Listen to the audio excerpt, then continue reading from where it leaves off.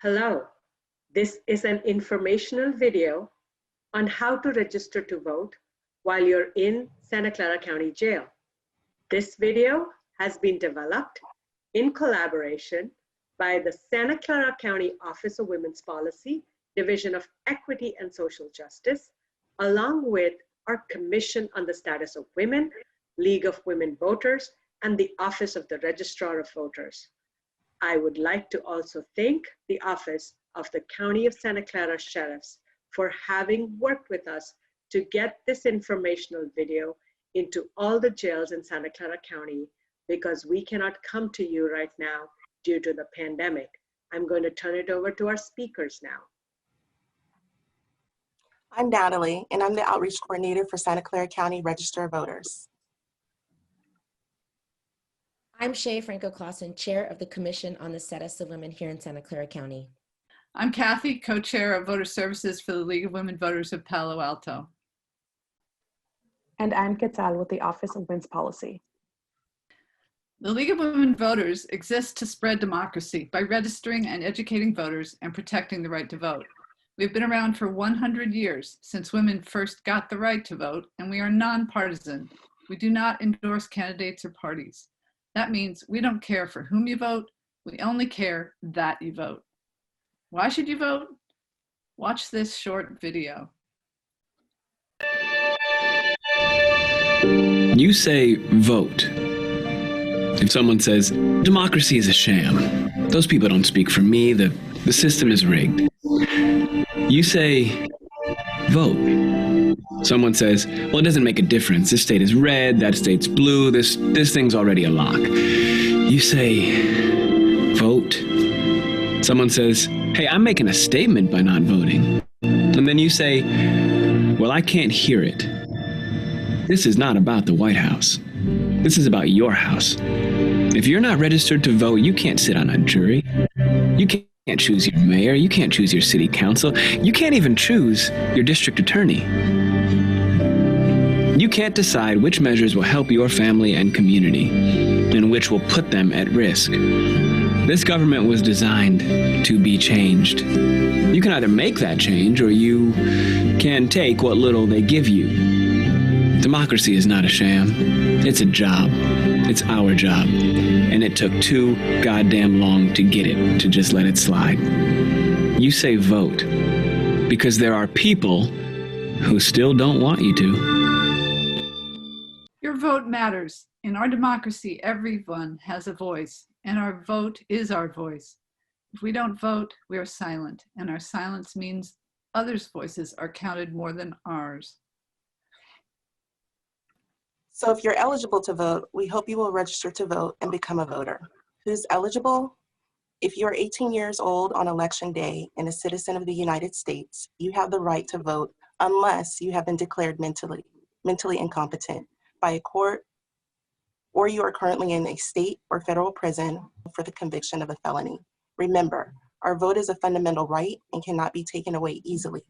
So we must exercise it and protect it.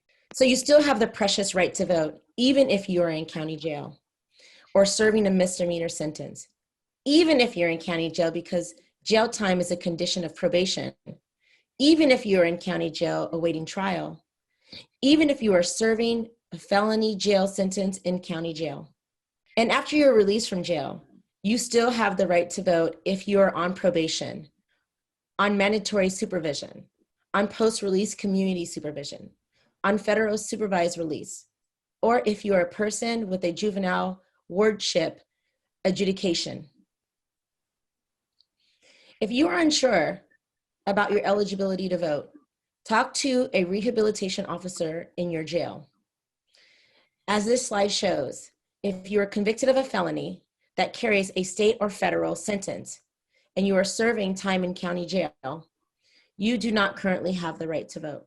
You will, however, regain your right to vote after you've completed your sentence. Just remember to re-register to vote at that time. Once you are confident that you have the right to vote, the next step is to register to vote. If you are already registered but need to change your mailing address, the easiest way to do that is to re-register.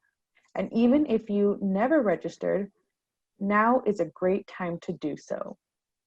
The rehabilitation officer in your jail can provide you with the voter registration form and will deliver it to the registrar of voters on your behalf. The voter registration form is pretty straightforward. To fill it out, you will need to ask jail staff to provide you with an approved blue or black pen, and you will need to return the pen when you are done. In the first box, you must check a box stating whether or not you are a US citizen, and you must be over 18 to vote. Next, in box 2, enter your full legal name, including your middle name, if you use one. Box 3, on the next slide, asks for your birth date, your state or country of birth, and for either a driver's license number or California ID, or the last 4 digits of your social security number. It will be helpful if you have at least one of those pieces of identification handy before you sit down to complete the form. If you don't have either, you can still register. Just leave these sections blank. For people who are incarcerated, sometimes the most confusing part of the voter registration form is the address section. All ballots will be sent to voters through the mail, so it is important to get this right in order to receive your ballot on time. The form asks for both a home address and a mailing address. In box 4, you should enter your home address, where you physically live when you are not in jail.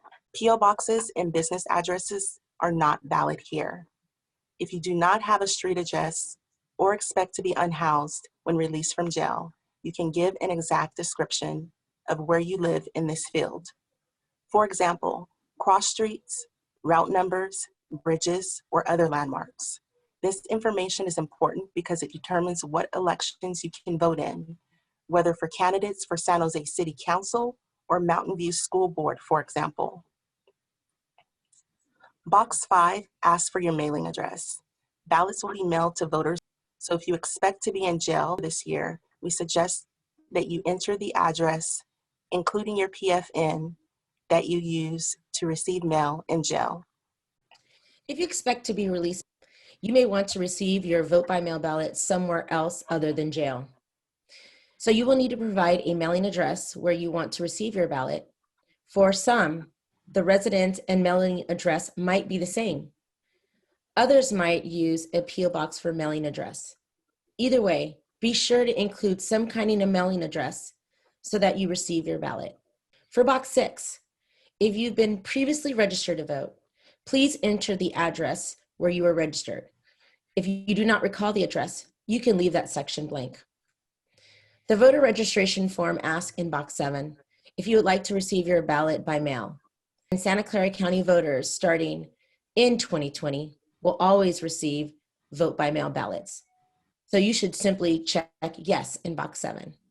Box 8 on the form offers you an option to state your party preference, selecting from a list of 6 parties, or you can select no party preference. This is entirely your decision and usually depends on a person's political leanings. If you aren't sure what party to choose, the no party preference is a reasonable option. It is also worth noting that selecting a party only matters in California for presidential primaries. Finally, please remember, you can always change your party preference. This is not set in stone. If you wish, in box 9, you can request that your ballot and other voting materials be provided in a language other than English. The final step in completing the voter registration form is to sign and date it in box 10. Note that you are signing under penalty of perjury that the information on the form is true and correct. Then tear off the tab at the bottom of the form and keep it as a receipt. After you've completed the form, give it to a rehabilitation officer at the jail who will make sure it is returned to the registrar's office. Congratulations on taking this important step towards becoming a registered voter. You can vote anytime after the ballots are received at the facility, and the jail deputies distribute the ballots to inmates. You will need a jail-approved blue or black ink pen to use when filling out the ballot, and deputies will provide these at appropriate times. To vote, Make your selections on your ballot using blue or black ink.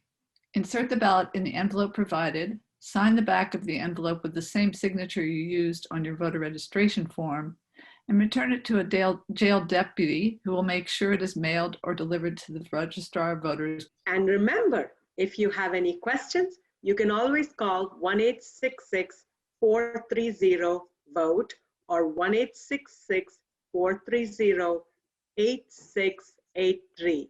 Thank you.